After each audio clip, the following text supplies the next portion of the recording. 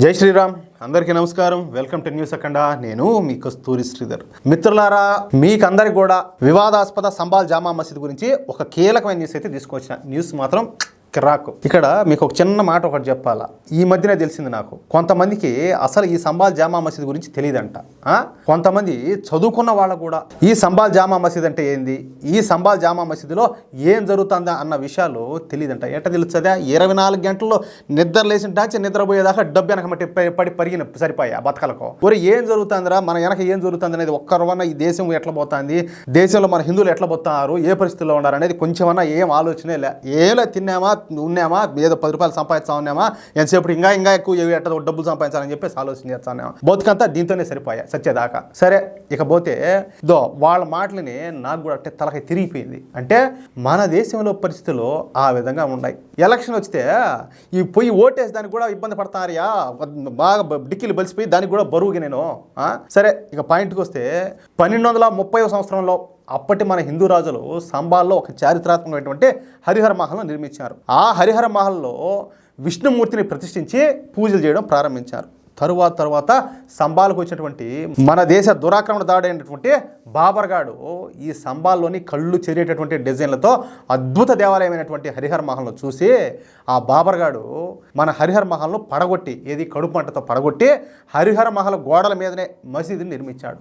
దాన్ని ఇప్పుడు సంబాల్ జామా మసీదు అని అంటున్నారు. అయితే ఈ విషయాలన్నీ కూడా బయటికి తీసినటువంటి విష్ణు శంకర్ జైన్ అనే హిందూ న్యాయవాది ఈ సంబాల్ జామా మసీదు అది మసీదు కాదని, అది ఒక దేవాలయం అని, కాబట్టి ఈ సంబాల్ జామా మసీదులో ఏదా అయోధ్యలో లాగానే ఈ ఆర్కియాలజీ సర్వే చేపట్టాలని చెప్పేసి సంబాల్ కోర్టులో కేసు వేసినాడు. ఇక సాక్ష్యాధారాలన్నీ కూడా పరిశీలించినటువంటి సంబాల్ జిల్లా కోర్టు సంబాల్ జామా మసీదులో ఆర్కియాలజీ సర్వేని చేపట్టాలని చెప్పేసి ఆదేశాలు జారీ చేశారు. ఇక ఈ ఆర్కియాలజీ సర్వే చేయడానికి సంబాల్ జామా మసీదుకి వెళ్ళినటువంటి ఆర్కియాలజీ సర్వే అధికారులపైన, అదేవిధంగా వాళ్ళకు రక్షణ కల్పిస్తున్నటువంటి పోలీసులపైన ఈ జాంబిగాళ్ళంతా పెద్ద ఎత్తున దాడులు చేశారు. అయినప్పటికీ ఈ ఆర్కియాలజీ డిపార్ట్మెంట్ వాళ్ళు విజయవంతంగా తమ సర్వేని అయితే పూర్తి చేశారనమాట. ఏం ఆపల పీహినారు లేనట్టు వాళ్ళ పని అయితే వాళ్ళు చేసేశారు. ఇక అప్పటి నుంచి ఈ జామా మసీదు ఆర్కియాలజీ డిపార్ట్మెంట్ పరిధిలో ఉండాలి. అయితే త్వరలోనే ఈ రంజాన్ పండుగ వస్తుందని, కాబట్టి ఈ పండగ సందర్భంగా జామా మసీదుకు పెయింటింగ్ చేయాలని,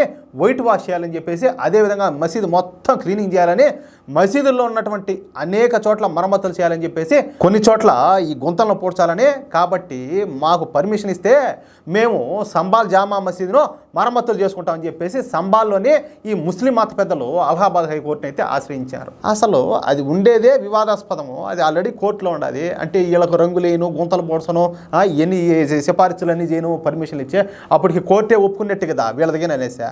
ఈ తెలివితేటలు ఏందంటారు అంటే ఎదుటోళ్ళు ఏమైనా ఎరు పుష్పాల్లాగా కనపడతారా ఏంది అసలు? ఇక ఈ కేసు వాదనలో విన్నటువంటి అలహాబాద్ హైకోర్టు ఈ విషయంలో మీ నిర్ణయం ఏందో చెప్పాలని చెప్పేసి ఆర్కియాలజీ డిపార్ట్మెంట్ వాళ్ళని అడిగింది. వాళ్ళని అడిగేది మీకు తెలివి అడిపోయింది అంటలే తెలివి. ఇక ఈ విషయం పైన ఆర్కియాలజీ డిపార్ట్మెంట్ స్పందిస్తా హైకోర్టుకు ఈ సంబాల్ జామా మసీదుకు సంబంధించినటువంటి అన్ని చిత్రాలను కూడా చూపించారు. సంబాల్ జామా మసీదులో కనుక ఈ మరమ్మతులు జరిగినట్టయితే అక్కడి సాక్ష్యాధారాలు అన్నీ కూడా మాసిపోతాయని, ఇక ఎప్పటికీ ఆ సాక్ష్యాధారాలను కనిపెట్టలేమని, అసలు ఇప్పుడు జామా మసీదును మరమ్మతులు చేయాల్సినంత అవసరం లేదని చెప్పేసి ఈ ఆర్కియాలజీ డిపార్ట్మెంట్ హైకోర్టుకి అయితే తెలియజేసింది పక్కాగా. ఇక ఆర్కియాలజీ డిపార్ట్మెంట్ వాళ్ళు చెప్పినటువంటి వాదనలు విన్న హైకోర్టు ఈ సంబాల్ జామా మసీదు చిత్రాలు కూడా చూసి ఒక కీలకమైన తీర్పును అయితే ఇచ్చింది. ఈ కేసు పూర్తయ్యేంత వరకు సంబాల్ జామా మసీదులో పెయింటింగ్స్ చేయడానికి వీల్లేదని చెప్పేసి హైకోర్టు అయితే తేల్చి చెప్పేసింది. అలాగే సంబాల్ జామా మసీదులో ఎటువంటి మరమ్మతులు చేయడానికి వీల్లేదని చెప్పేసి హైకోర్టు విస్పష్టంగా తెలియజేసింది. కేసు పూర్తయ్యేంత వరకు ఈ సంబాల్ జామా మసీదు పోలీసుల రక్షణలోనే ఉంటుందని, ఈ విషయంలో మరొకసారి కోర్టుకి ఎట్టి పరిస్థితుల్లో కూడా మీరు రావాల్సిన అవసరం కూడా లేదని చెప్పేసి అలహాబాద్ హైకోర్టు ఒక స్పష్టమైన, ఒక సంచలనమైనటువంటి ఒక తీర్పునైతే ఇచ్చింది. ఏమి తెలివితేటలు చూడండి.